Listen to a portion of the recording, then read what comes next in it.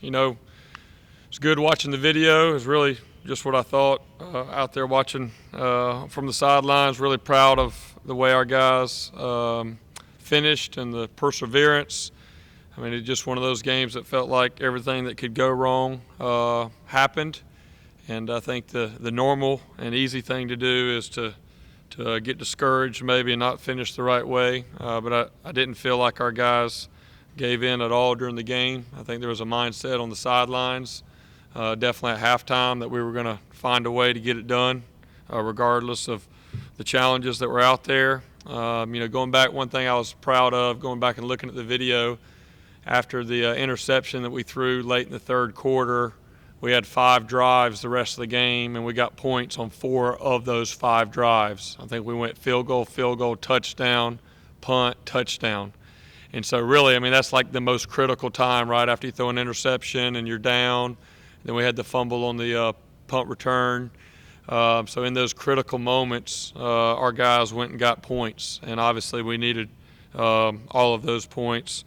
Obviously the 13-play, 94-yard drive was incredible. I mean, it doesn't matter if you have a veteran quarterback that's been a multi-year starter. That's a tough situation to be in, and for Chase to be in that in his really first opportunity playing when the game's on the line, I think that says a lot about him. I think he'll be able to take a lot of confidence from that. I also think our offense and our team will be able to take confidence in Chase because of what he's done on the field. So I think that's definitely a win.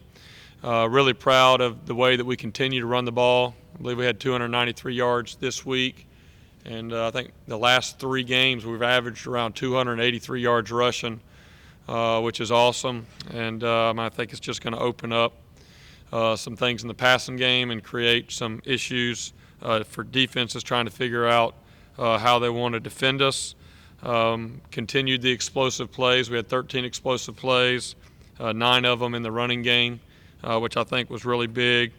So a lot of positives. The biggest things that need to get corrected were the turnovers. I believe we had 2 on offense and then 1 there in the special teams, and then we did have 4 sacks. So looking at what happened there and getting that corrected.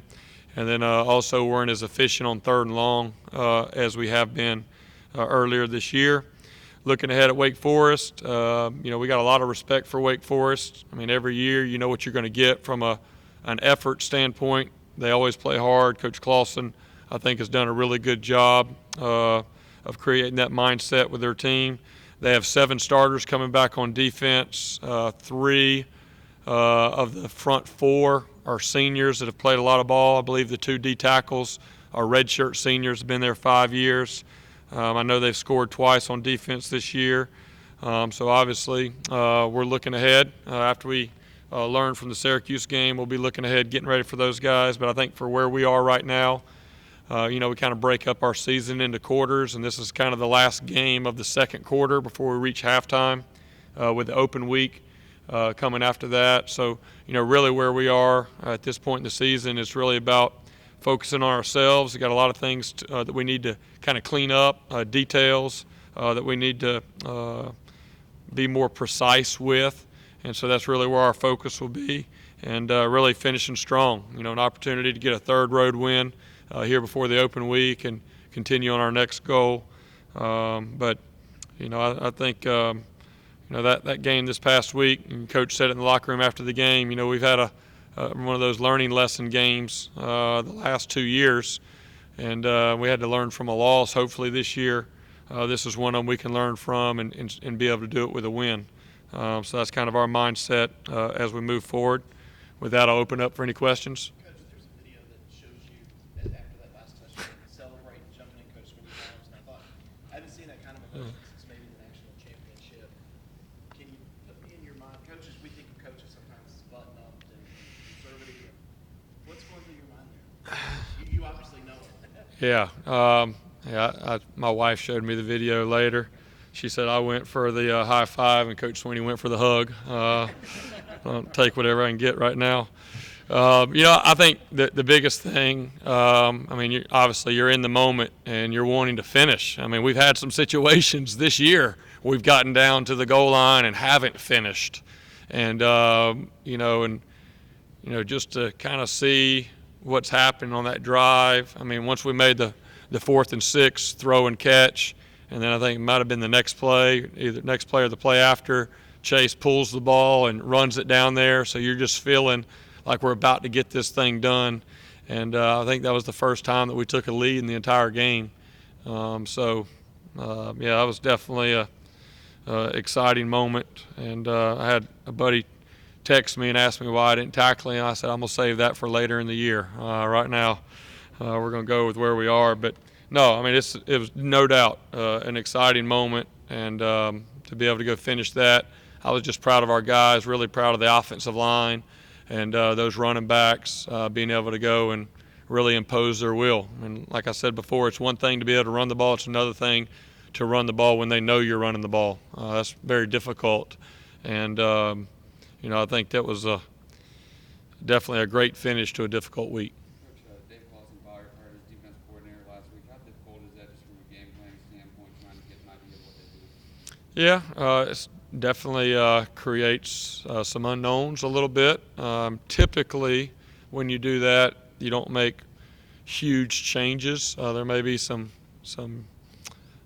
minor tweaks and maybe some different things in coverage and a little bit personnel where you're moving guys around, doing some different things. We were able to see a few of those things on video from the Rice game this past week. I'm sure they'll have a few other little wrinkles that are different, but for the most part, structurally, it's hard without an open week to really go change a whole lot. But that's kind of where we were our first 3 or 4 games this year. Just kind of new D coordinators, new setups, new coaches. There's a lot of kind of unknowns, and so obviously you got to be prepared for that. But all you can do is go off of what's on video, and I think the coaches that have kind of taken that over have been around the same defensive scheme as what they've been doing.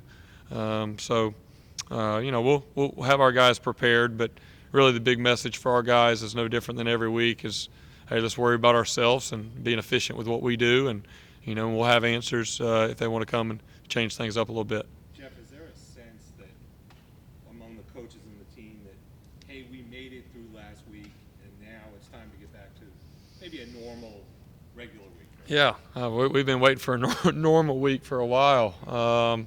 It's just kind of been one of those years a little bit with everything that's going on. There's no doubt, that we're hoping this week will definitely be more of a normal week than this past week. But, when you're at the top, then that's to be expected. It's just a lot more difficult, to stay at the top than it is when you're trying to climb up and get there. And it's part of that mentality and that perseverance that you got to have. And hey, whatever's thrown our way, how are we going to respond, right? I mean, just like we tell them life lessons. Everybody's going to face adversity. It's the way that you respond that separates who you are. And that, that's one thing that, we felt like knowing our team and knowing the makeup of our team and kind of who we've been and the culture that we have and all those things, we would like to think that we would respond the right way, but you don't truly know until you get put in that situation. And we were put in it, and we learned from it, and I think there's a lot of confidence that can be taken from that. Obviously, we don't want to be in that situation every week, but when you play a full season, you're going to have a game or two like that, and the teams that are able to do the things they want to do at the end of the year find a way to win those games, and so we were proud that we were able to do that. He did not. We played Ross more and played those starters a lot more, just with the way the game was going. Yeah, coach's decision. Yep. Mm-hmm. I know you're more interested in team, but at this point, is Travis Etienne sort of being the Heisman conversation, or at least the conversation is one of the best backs in the country? Oh man, he's special. I wouldn't want to trade him for anybody else's back in the country. I think he's awesome. I mean, it's obvious. Everybody watching the game, just seeing him breaking tackles, and he just gets better and better. Part of it with him too is, he's got to learn when to stick with some runs. A lot of them he wants to bounce, and he can get away with a lot of those. But, he's also getting coached up on some of those 3rd and 1s just to go hit it and get the first down. Not always looking for the home run, but he's not one we want to slow down a whole lot. And he's having a great year, and we're not surprised because he's worked extremely hard. And I know he's up there around the country in yards per rush and all that, and hopefully that'll continue, and we'll continue to be able to get him the ball, and guys up front will continue to block for him like they are. Coach, Lamar's been so solid on punt returns this season. He had the 2 drops, another one he had to kind of dive for. What did you talk about him? Yeah. Having trouble with the hang time. Yeah, it was a difficult day for him. And I know he was disappointed during the game and disappointed after the game in his performance. And really, my message to him is, hey, you're one of the most consistent guys that we have on this team. He's one of the most consistent guys that I've coached, and up until this game, he's done a great job back there. And so there's a few things I think fundamentally that I can help him with that we'll do in practice. And then also we're going to have to get that jugs machine and shoot that ball as high as we can. I mean, that guy was hitting some missiles, and there's a difference when that thing's up there. It's like trying to catch a fly ball at second base, and that thing's way up in the air, and you're waiting forever for it to come down. And but I promise you, there's nobody that'll work harder to get that fixed than him, and he takes it very personal and learning experience. And not very many times can you fumble a ball inside your 10 that late in the game when you're losing and still win. So we're very fortunate from that. But I know he'll work extremely hard on that this week. You're almost halfway through the season on offense. What's the biggest surprise so far? Yeah, I mean, we really go